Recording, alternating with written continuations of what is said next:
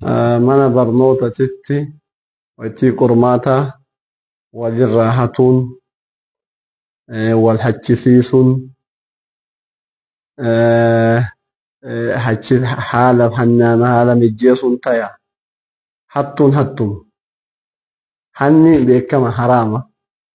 Kun hanna qormaataa, sun hanna midhaanii, sun hanna mobaayilaa, sun hanna mallaqaati malee namuu homatti hajame hata, homa argate hata.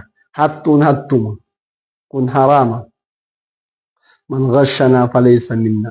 Wal gowwoomsuun wal hachisiisuun haraama. Akka Oromoo mammaayitee barattoonni kan haraaman seehan barattoota namni gariin kanaan malee taruu hin danda'u. Hatta yoo umriin isaa hannuma tahee kanaan sadarkaa tokko gahee shahaadaa argate, hannuma kanaan shahaadaa argate, shahaadaa isaatuun foorjiidha jedhamti. Mindaan inni shahaadaa tanaan nyaatallee mindaa haraamaa jedhamti.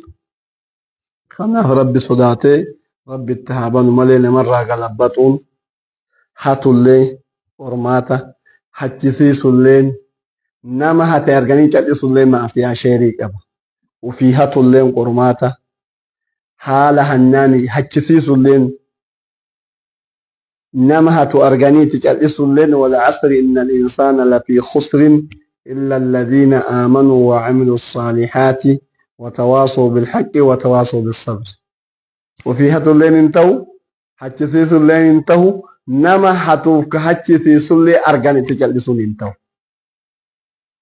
Dubbiin ulfaataa jecha. Ufii hatuun intahu namni biroollee hachisiisuun intahu.